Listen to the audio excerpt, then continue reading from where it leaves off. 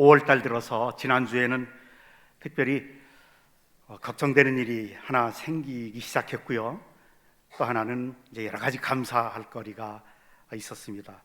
걱정되는 일이 뭐냐면, 제가 아프리카 콩고에서 16년 동안을 선교사 생활하면서 흑인 교회를 개척해서 목회를 했잖아요.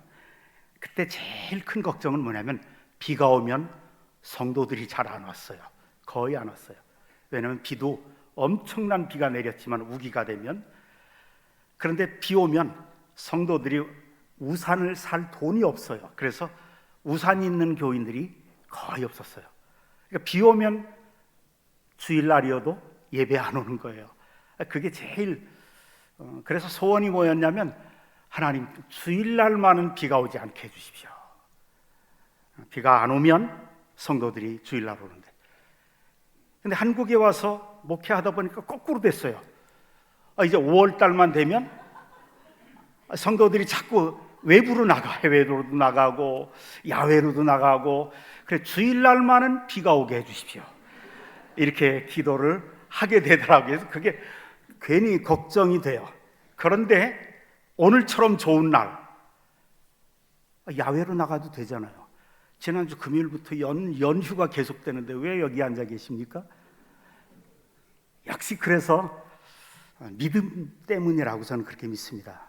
여러분들 속에 있는 그 귀한 믿음이 주일 성수를 하게 하고 하나님 앞에 예배가 우선이라는 그런 확고한 신앙적인 가치관이 있기 때문에 하나님께서 그거를 보시고, 여러분들 오늘 예배드리러 2부 예배드리러 나오신 여러분들에게 하나님께서 하늘의 문을 여시고 정말 놀랍도록 은혜와 복을 부어주실 줄로 믿습니다. 예배하는 가운데 여러분들이 막혔던, 홍해바다처럼 막혔던 그 길도 하나님이 갈라지게 하시고, 그냥 딱딱한 반석 같았던 여러분들의 삶의 길이 터져서 생수가 흘러넘치고 또 치유가 일어나고 자녀들이 주님 안에서 잘 되는 역사가 나타나게 될 줄로 믿습니다. 얼굴 옆에 분 보세요. 이렇게 믿음으로 온 옆에 분의 얼굴이 굉장히 밝죠, 그죠? 잘 될 겁니다. 축복하기 싫으세요? 그래요. 하나님께서 우리 예배를 통해서 정말 기쁘게 받으시고 우리와 함께 하시고 복을 주실 줄로 믿습니다. 우리 계속해서 사도신경을 상고하고 있는데요, 사도신경은 삼위일체 하나님에 대한 우리의 신앙 고백이다. 나는 전능하신 아버지 하나님, 천지의 창조주를 믿습니다. 성부 하나님에 대한 신앙 고백이죠. 나는 그의 유일하신 아들 우리 주 예수 그리스도를 믿습니다. 성자 예수 그리스도에 대한 신앙 고백입니다. 근데 성부 하나님에 대한 신앙 고백은 딱 한 줄로 적혀 있지만, 성자 예수 그리스도에 대해서는 5가지의 속성을 고백을 하죠. 그만큼 우리의 신앙은 예수 그리스도 중심이다, 그리스도 중심이어야 한다는 거죠. 첫 번째는 동정녀 탄생, 두 번째는 고난, 십자가, 세 번째는 부활, 그 다음에 네 번째는 하늘에 오르신 승천, 그리고 거기서부터 이제 심판, 재림에 관한 5가지 사실을 고백한 후에 이제 나는 성령을 믿으며, 이렇게 삼위일체 하나님에 대한 신앙 고백이 성경, 신구약 성경을 요약하고 압축하고 가장 핵심적인 진리만을 우리가 믿음으로 고백하는 거죠. 근데 오늘 우리 예수님에 관해서 네 번째 속성, 하늘에 오르시어 전능하신 아버지 하나님 우편에 앉아 계시다가, 승천이죠. 예수님이 하늘에 오르셨다, 승천하셨다. 그런데 하나님 우편에 앉아 계신다. 별 큰 의미가 없는 것 같아요. 이게 뭐가 대단하다고 우리가 신앙으로 고백할까? 왜 예수님의 승천에 관해서 신앙을 고백해야 될까? 이거보다, 우리 생각에는 이거보다 더 큰 기적들이 얼마나 많습니까? 오병이어로 5,000명을 먹이신 그 기적, 달리다굼, 소녀야 일어나라. 죽었던 소녀를 말씀 한마디로 살려내신 기적. 청년이 죽어서 관으로 지나가는 행렬을 청년아 일어나라. 나사로가 죽은 지 4일 된 후에도 나사로야 나와라. 주님이 말씀하시니 죽었던 자도 살아나신 그런 놀라운 기적들은 다 있는데 그거는 싹 빼고 그리스도께서 하늘에 오르시어 하나님 우편에 앉아 계시다가 의미 없어 보이는 이 짧은 고백, 이것이 왜 그토록 중요하게 취급돼서 성경의 핵심 진리만을 모아놓은 사도신경의 기록까지 했을까? 이게 의문이에요. 이 짧은 의미 없어 보이는 이 구절, 그런데 여기에는 놀라운 뜻이, 하나님의 비밀이 숨겨져 있다는 사실. 예수께서 하늘에 오르셨다. 예수님이 하늘에 올라가심으로 새로운 시대가 시작됐다는 의미입니다. 성경에는 그 시대를 가리켜서 성령의 시대다 이렇게 표현합니다. 요한복음 16장 7절에 보면 중간에서부터 내가 떠나가는 것이 너희에게 유익이라. 내가 떠나가지 아니하면 보혜사 성령 너희에게로 오시지 아니할 것이요 가면 내가 그를 너희에게로 보내리니. 성령을 보내시겠다는 거예요. 떠나가시면. 그래서 예수께서 떠나가셔야 보혜사 성령님이 오시게 되어 있습니다. 그리고 이제 승천하신 후에 오순절에 제자들이 다락방에 모여서 기도할 때 성령께서 강림하셨죠. 그래서 예수님의 승천과 성령님의 강림하심은 아주 직접적인 관계가 있어요. 다시 말하면 성자 예수님이 직접 활동하시던 시대가 지나갔다는 거예요. 그리고 이제는 성령님이 오셔서 성령의 시대가 시작됐다는 거예요. 그런데 더 중요한 것은 뭐냐면 성령의 시대란 교회의 시대를 말합니다. 왜요? 성령께서 강림하셔서 교회가 탄생됐기 때문에 그렇습니다. 이제는 예수님이 직접 일하시는 게 아니라 예수님이 교회를 통해서 역사하신다는 이야기입니다. 다른 말로 표현하면 하나님의 백성들, 자녀들을 통해서 하나님이 일하신다는 얘기예요. 여러분, 교회의 정의가 뭡니까? 교회는 건물이 아니죠. 화려한 건물도 아니고 교회는 눈에 보이는 그런 게 아닙니다. 사실은 교회란 예수 그리스도를 믿어서 구원받은 하나님의 백성들의 모임이에요.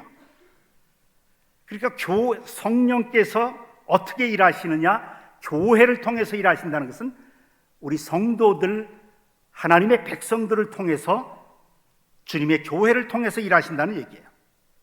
예수님의 제자들과 오늘날의 교회들이 예수님을 대신해서 예수님이 남겨주신, 위임해 주신 일이 있어요. 사명이 있어요.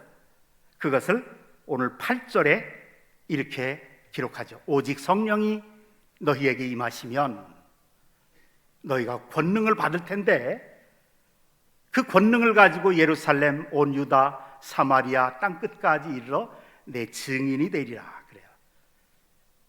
주님이 위임하신 내 증인, 그리스도의 증인이 되는 이 사명을 위해서 성령님이 주실 텐데, 성령님이 오셔서 우리 속에 거하시는데 우리의 직업과 우리의 인간관계와 가정과 우리의 모든 것을 통해서 예수 그리스도의 증인으로 살아가라는 거예요.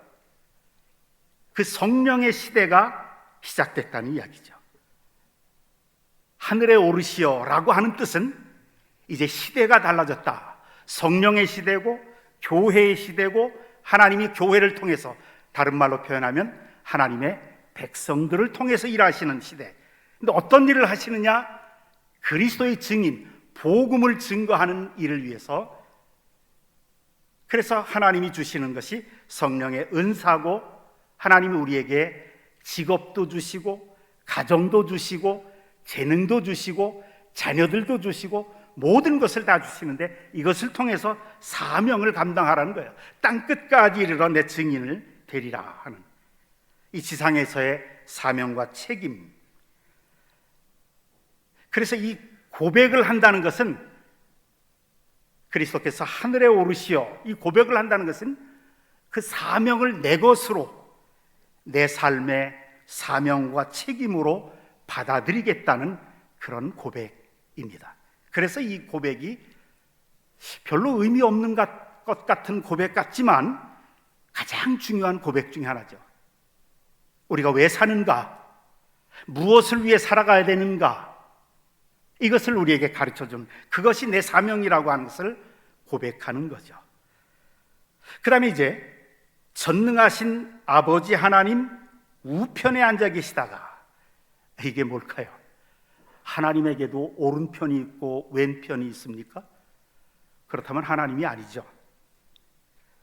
우리에게는 오른편이 있고 왼편이 있습니다. 앞과 뒤가 있습니다. 위가 있어요. 왜? 공간 안에 있다는 뜻이잖아요. 근데 하나님은 공간 안에 계시는 게 아니에요. 초월하시는 분이라고요. 하나님에게는 오른편도 없고 왼편도 없고 앞도 없고 뒤도 없어요. 초월하신 하나님인데, 전능하신 하나님이신데, 그 전능하신 하나님이 어떻게 공간 안에 있습니까? 그런데 성경은 오른편, 왼편을 아주 분명하게 구분을 하는 거예요. 오른편, 우편의 뜻은 전능한 권능을 의미합니다. 능력을 의미해요. 그래서 우리 흔히 기도할 때 하나님의 오른팔로 안수해 주옵소서 그렇게 기도하잖아요. 능력의 팔로 안수해 달라는 기도예요. 능력이라는 뜻이에요. 반면에 왼쪽, 이거는 좀 안 좋은 의미예요. 그래서 선교사들은 이 말을 선교 현장에서 거의 쓸 수가 없어요. 예를 들면 무슬림권에서 어린아이들을 머리를 착하구나, 그리고 왼손으로 쓰다듬어주면 돌 맞아 죽을 수가 있어요. 왼편은 저주를 상징합니다. 이거는 성경에서 나오는 개념이 그렇다는 얘기예요. 그래서 하나님의 우편에 앉아 계시다가 앉아서 뭘 하고 계세요? 예수님이 하나님 우편에 앉아 계신다? 굉장히 수동적이잖아요. 이건 주님이 일을 한다는 의미가 아니거든요. 이게 무슨 뜻일까요?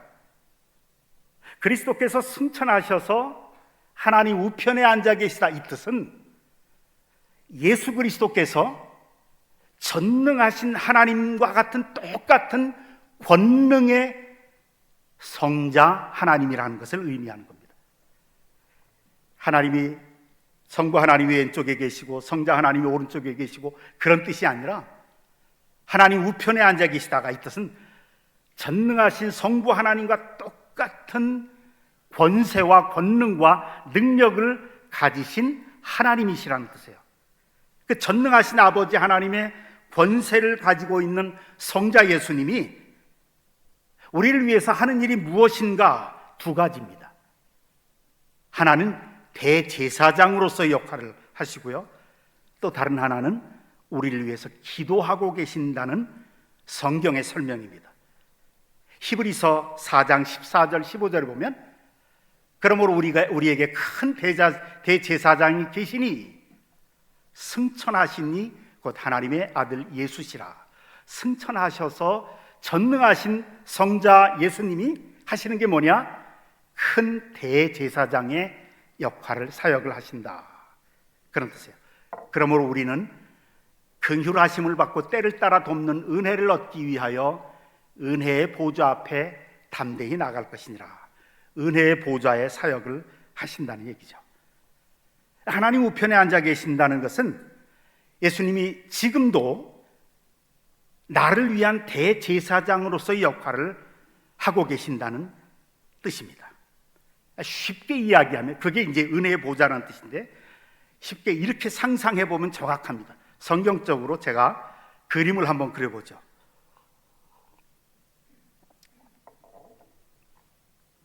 어떤 구원받은 성도가, 그리스도인 한 사람이, 구원받은 하나님의 자녀가 죄를 짓습니다. 그러면 사탄이 하나님의 궁정에서 욥기를 보셨죠? 욥을 참소했잖아요. 욥을 참소했듯이 하나님, 욥이 까닭 없이 하나님을 경배하겠습니까? 예배하겠습니까? 하나님이 축복하시니까 그렇죠. 축복받기 위해서 예배드리는 거죠. 이게 참소죠. 우리 그리스도인들이 하나님을 믿지만 일상생활에서도 죄를 짓죠. 그 구원받은 성도들이 죄를 지을 때마다 사탄은 하나님의 궁정에서 성도들을 참소합니다. 보십시오. 하나님이 그토록 사랑하신다는 하나님의 자녀가 또 죄를 졌잖아요. 이러면서도 하나님 자녀입니까? 저놈은 구원받았다는 놈이 저렇게 날마다 죄를 짓고 다니는데 그게 구원받은 겁니까? 자신이 지은 죄의 대가를 벌을 받아야 되지 않습니까? 하나님 심판하십시오. 벌을 받아야 됩니다. 이게 사탄이 참소하는 거예요. 그래서 여러분, 죄를 지으면 어때요? 양심의 가책이 생기죠. 날마다 죄를 짓잖아요. 우리는 입으로도 짓고 마음속으로도 더러운 생각하고 교만한 생각하고 남과 비교해가면서 멸시도 하고 비웃기도 하고 얼마나 죄를 많이 지어요. 그 죄 지을 때마다 성령께서 또 깨닫게 해주시니까 죄책감이 생겨요. 그럴 때마다 이제 우리가 고백해야 되는데, 회개해야 되는데, 죄를 회개하고 난 다음에도 또 죄 짓고 또 죄 짓고 그러니까 나중엔 무슨 생각이 들어요? 내가 진짜 구원 받았나? 내가 정말 집사냐? 내가 목사냐? 내가 장로냐? 이런 죄를 끊지를 못하고 계속 지으니 내가 정말 구원받은 거 맞나? 이게 사탄의 목소리입니다. 죄책감이 드는 건 우리가 죄를 회개하면 되는데 사탄의 참소예요. 네가 그러고도 구원받았어? 너 혼자 착각하는 거야. 그럴 때에 사탄의 참소가 있을 때 예수님이 은혜의 보좌 앞에서 대제사장의 역할을 한다는 건 뭐냐면 하나님 앞에 이렇게 이야기하는 겁니다. 아닙니다. 아버지 하나님, 저 친구의 이마를 보십시오. 성령의 인이 쳐지지 않았습니까? 제 이름이 찍혀 있습니다. 제 이름이 새겨 있습니다. 내가 저 사람을 위해서 십자가에 죽지 않았습니까? 저 사람은 나를 믿는, 부족하고 죄 많지만 나를 믿는 사람입니다. 하나님 보십시오. 내 양손에 저 친구를 위해서 흘린 피를 보십시오. 내 옆구리에 심장이 파열되면서 흘린 피를 보십시오. 저 친구를 위해서 십자가에서 대신 벌받은 것을, 대신 심판받은 것을 생각하십시오. 그러면서 주님이 피 흘리신 양손을 옆구리에 찬자국을 보혈을 보여주신 겁니다. 주님이 이렇게 대제사장의 역할을 하시기 때문에 우리 예수 믿는 성도들이 이 세상에 살다가 죄를 짓거나 죄에 빠져도 우리의 구원은, 한 번 받은 우리의 구원은 결코 취소되거나 번복되는 일이 없습니다. 예수님이 대신 우리가 지은 일생 동안 지은 모든 죄에 대한 벌을 예수님이 다 받으셨기에, 심판을 다 받으셨기에 우리가 또다시 벌받거나 심판받지 않고 영원히 용서되고 우리가 부족하고 죄를 지어도 계속해서 우리의 구원은 계속될 수 있다는 겁니다. 그래서 성경이 이렇게 선포하시죠. 그러므로 이제 그리스도 예수 안에 있는 자에게는 결코 정죄함이 없느니라. 무죄라는 거예요. 죄를 지었어도 결코 정죄함이 없느니라. 여러분들, 우리가 자꾸 착각하는 것 중에 하나가 우리가 죄를 회개하고 고백하고 그렇기 때문에 결코 정죄함이 없다는 뜻이 아닙니다. 우리가 어떻게 죄의 고백을 다 할 수가 있겠어요? 죄 지을 때마다 고백해야 되지만, 그러면 죄책감이 사라지게 마음의 평안을 위해서 고백해야 되고 회개해야 되지만, 우리가 지은 죄를 다 고백할 수 없어요. 잊어버려서 고백하지 않은 죄는 죄가 아닙니까? 죄를 짓고도 나는 분명히 죄가 아닌 줄로 알고 했는데 죄인 것은 죄가 아닙니까? 내 마음속의 생각 속에서 정말 더러운 생각하고 그리고 잊어버렸는데 그래서 고백하지 못한 것은 죄가 아닙니까? 우리는 평생 고백해도 다 고백하지 못해요. 얼마나 많은 죄를 짓는데요.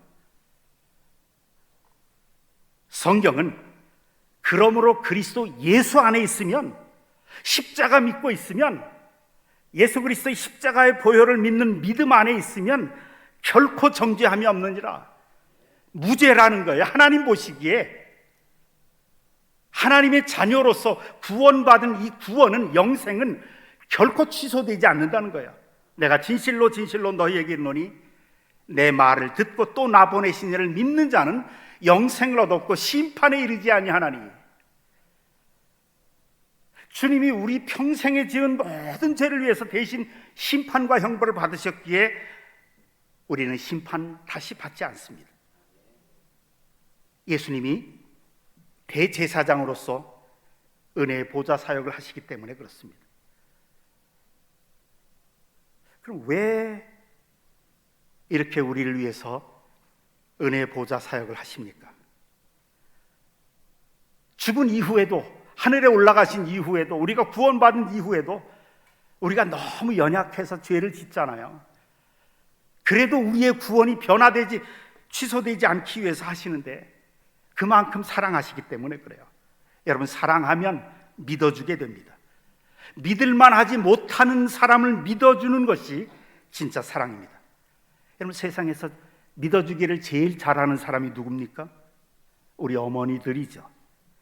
자기 아들이 사고 쳐서 경찰서에 폭행죄로 유치장에 들어가 있는데 어머니는 찾아가서 말합니다.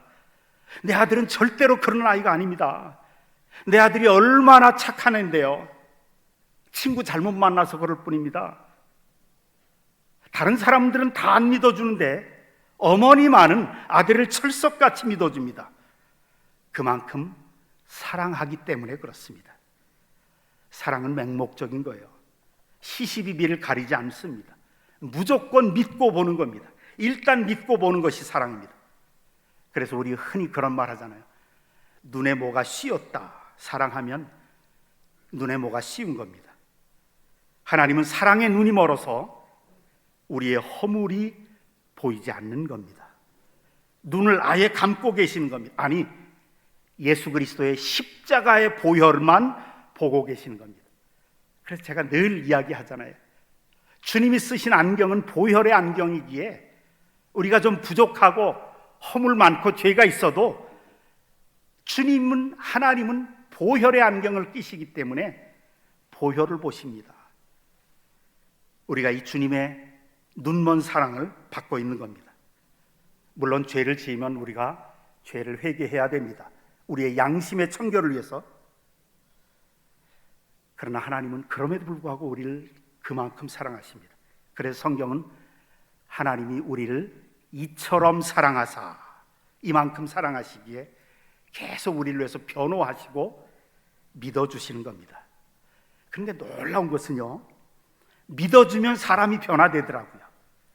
그래서 여러분, 누군가를 변화시키기 원하면 잘못된 부분, 잘못한 부분, 연약한 부분, 약점, 실수들을 지적하고 훈계한다고 이루어지는 게 아닙니다. 믿어주어야 합니다. 믿어주고 사랑하면 그 사람은 반드시 변화됩니다. 그래서 이 세상에 삼성그룹을 창업했던 이병철 회장이 살아계실 때 이런 유명한 말을 남긴 적이 있죠. 신입사원을 뽑을 때 항상 원칙이 그거였습니다. 사람을 뽑을 때는 의심하고 의심하고 또 의심하라. 그런데 일단 뽑고 나면 믿고 또 믿어주라 그래요. 그 사람을 믿어주어야 그 사람의 마음을 감동시킬 수 있고, 믿어주어야 그 사람의 능력과 충성을 극대화시킬 수 있다는 얘기죠. 믿어준다는 것은 편들어준다는 거예요. 예수님이 하나님 우편에서 대제사장의 역할, 십자가의 보혈을 보여주시면서 우리 편을 들어주신다는 거예요. 우리를 변호하신다는 거예요. 우리를 믿어주고 편들어주신다는 거예요. 시시비비 가리지 않고 우리를 편들어 주시고, 여러분 시시비비 가리는 것은 심판과 정의라고 말하지 사랑이라고 말하지 않습니다. 정의는 진단은 가능해요. 그러나 결정적으로 치유는 못합니다. 그 심판은 그런데 주님이 다 받으셨죠, 우리 대신해서. 문화인류학에서 그 연구 논문 가운데 아프리카의 가장 특이한 문화를 가진 한 종족을 설명하는 아티클이 있었습니다. 그 아프리카의 바벤바 부족이라고 하는 그런 부족에 대한 아티클인데요, 그 부족의 별명이 칭찬 부족이라고 부릅니다.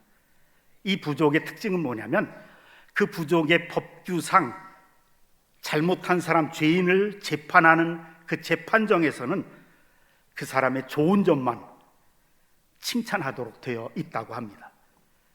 그래서 모든 마을 사람들이 다 모여서 그 죄 지은 사람 앞에다, 가운데다 놓고 빙빙 돌아가면서 한 사람씩 나와서 그 죄 지은 사람의 과거에 좋았던 점, 잘했던 점만 계속 얘기하는 겁니다.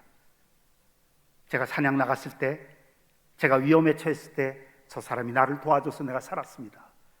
우리 어린아이가 넘어졌을 때 우리 아이를 일으켜 세워주고 아픈 곳을 치료해 줬습니다.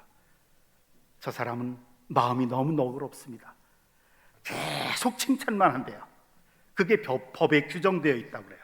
근데 놀라운 것은 밤새도록 이 재판을 받다 보면 그 죄인이 나중에는 울고 불고 막 회개의 눈물을 흘린다고 그래요. 그래서 재판 후에는 이 죄인은 더 이상 죄를 짓지 않게 된다는 겁니다. 세상에 이것보다 더 좋은 재판 없는 것 같아요. 하나님도 꼭 이런 바벤바 부족으로 그런 스타일로 재판을 하시는 것 같아요. 우리가 예수 믿고 구원받은 이후에 잘못한 것들, 우리 쪽에서는 회개해야 되겠지만 하나님은 시시비비를 가리지 않고 무조건 예수 그리스도의 십자가를 믿는 우리 손을, 우리 편을 들어주십니다. 그래서 무조건 선포하는 거예요. 그러므로 그리스도 예수 안에 있는 자에게는 결코 정죄함이 없느니라. 그러므로 그리스도 예수 안에 있으면 모든 것이 압력하여 선을 이루게 해주겠다.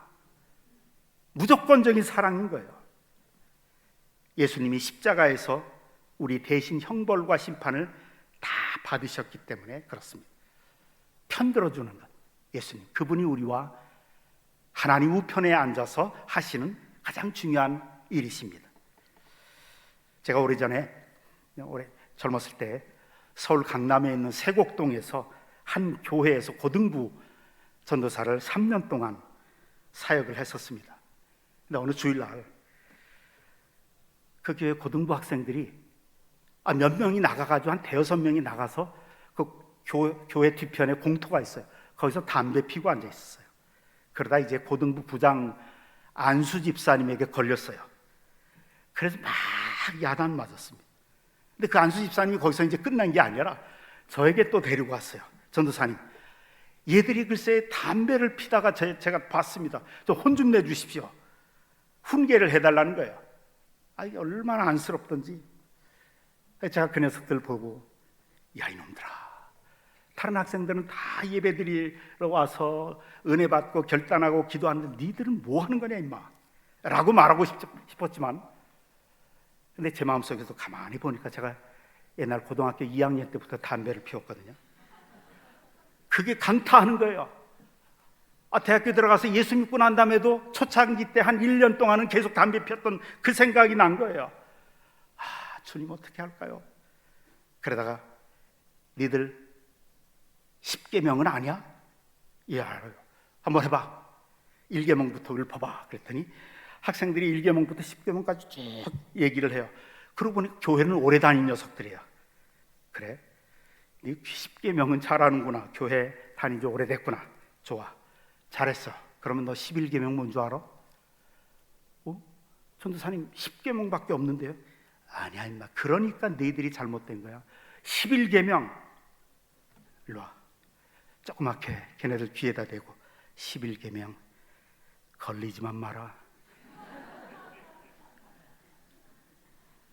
니들이 들켜서 이런 일 당하잖아.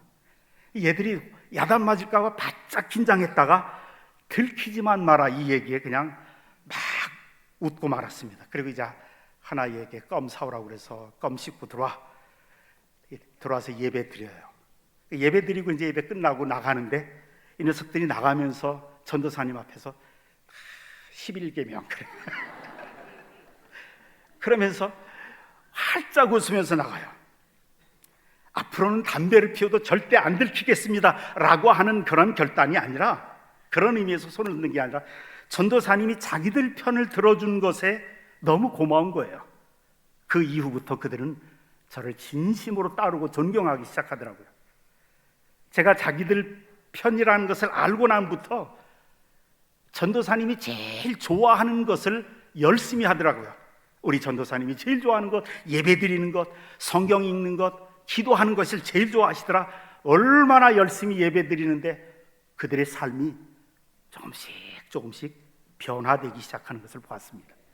청년이 되어도 교회를 떠나지 않고 신앙생활을 열심히 하는 것을 봤습니다. 아마 지금 만나면 멋있는 신앙인물들이 되어 있을 겁니다.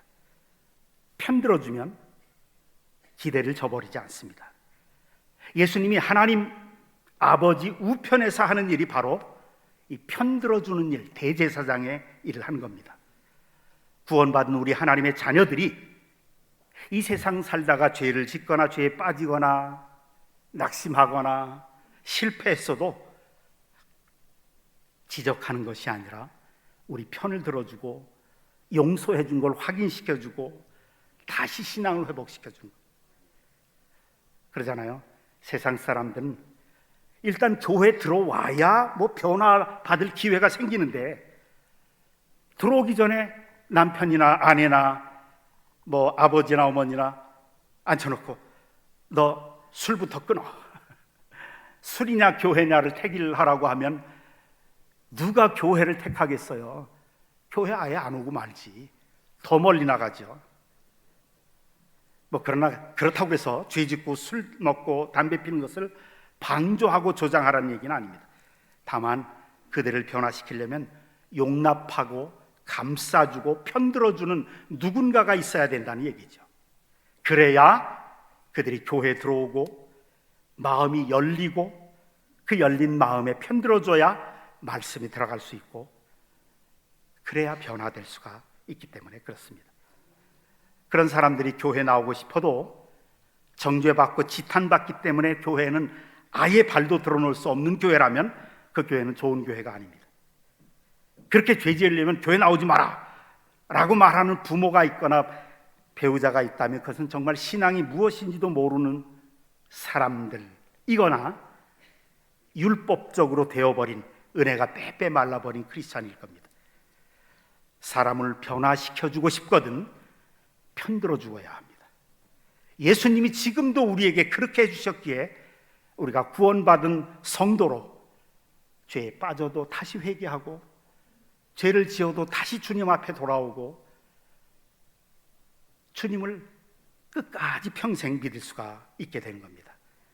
우리에게 다시 기회 주시고 우리를 그럼에도 불구하고 끊임없이 사랑해 주시고 칭찬해 주시는 그 성자 하나님, 그분이 하시는 두 번째 일은 기도하시는 겁니다.